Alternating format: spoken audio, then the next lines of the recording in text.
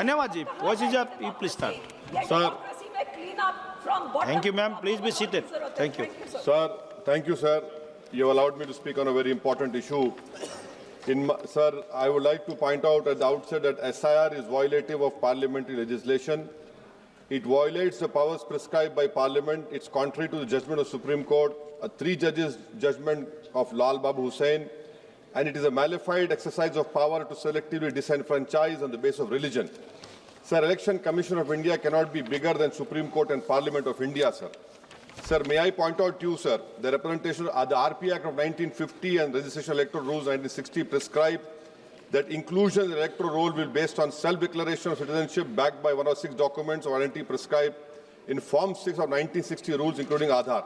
Now, this is an act which was passed in Parliament, sir. Supreme Court, in its Lal Babu Hussain judgment, held that once an voter has been included in the electoral roll, there is a presumption that they are citizens and they cannot be removed except by an inquiry into the citizenship of the individual voter and giving them an opportunity of hearing after informing the basis on which doubt arose concerning citizenship. What is happening now is that the Election Commission is putting the burden of proof on the voter. It is completely in violation of the Representative People Act 1950, Electoral Rules of 1960 passed by this House and the Supreme Court judgment of Lal Babu Hussain, sir. SIR, sir, has turned this head on its head and puts onus on the voters, sir.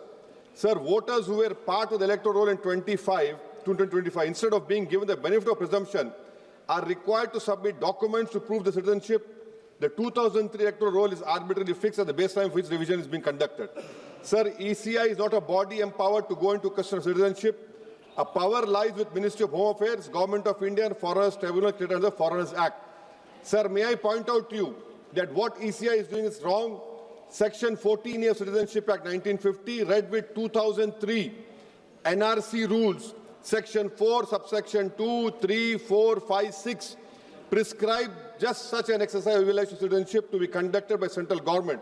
How is it the ECI is assuming the power given to other agencies of Parliament just by passing executive order? This is an occupied field.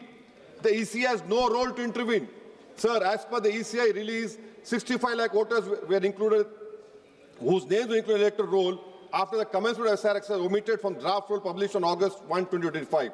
After that, sir, several lakh voters where names were included draft roll were served with show cause notice.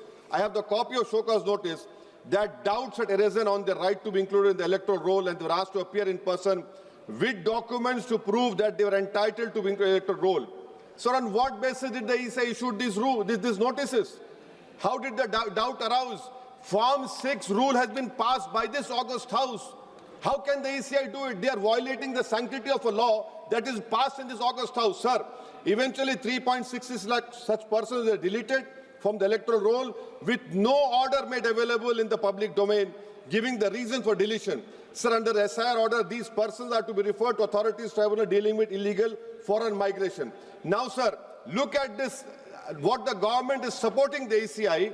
When this 3.66 lakh such persons deleted, the government immediately, which was the draft is published on 30th August and finally 30th September, this government came out with the new Immigration and Foreigners Act 2025 and was notified, and an Immigration Foreigners Exemption Order 2025 cemeteries promulgated the same day. Under this order, sir, no action under Foreigners Act will be taken against illegal entry, presence for citizens of Nepal, Bhutan, Tibet and Sri Lanka, Tamils, in addition to persons other than Muslims belonging to Afghanistan, Pakistan, Bangladesh. Sir, when Supreme Court is seized on the petition of CAA, government issues a foreign exemption order. Why? Because they realize that in this 3.66 lakh, there can be people more than the non-Muslim also to protect them. You have done it, and then after 5 years of CAA, you will give them citizenship. That is why I say that this whole exercise, sir, I'm concluding, sir. This is why I say this whole exercise is a backdoor NRC. Sir, Ambedkar was asked, is India's democracy? He said only in formal sense. To be democracy in the substantial sense, political power must be held by the most marginalized and the weakest. He repeatedly said political power is the key to social progress. You have only 4% Muslims over here. The ruling party has no Muslim member. If Lok Sabha increase representation of OBCs and the upper caste is there, now it is at the cost of whom? Muslims are not there.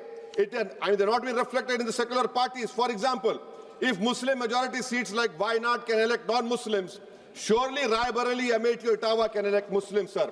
And now coming to this electors, sir. We are only become electors, we are not getting elected. Please conclude. Sir, I'm concluding. Sir, give me 2 minutes, sir, please, sir.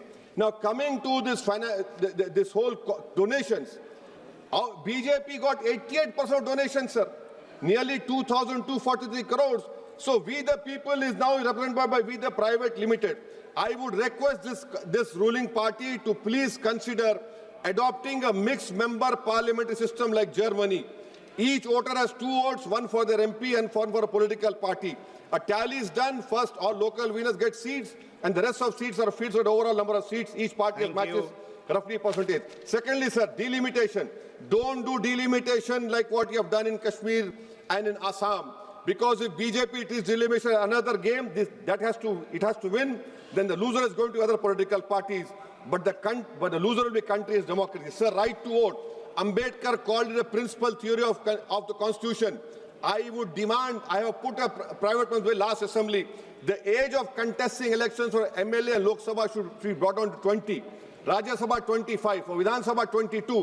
Why? Because, sir, we have 52% of India's population under the age of 30. What are we giving to them? So that is what I propose. And lastly, Thank sir, you. and I'm including this. Lastly, sir. Sir, I'm just concluding, sir. Lastly, sir, we must build a consensus and make right to vote a fundamental right. I oppose the SIR. This is nothing but backdoor NRC. This is exercise, a selective exercise to disenfranchise people in the name of religion. Thank you, sir.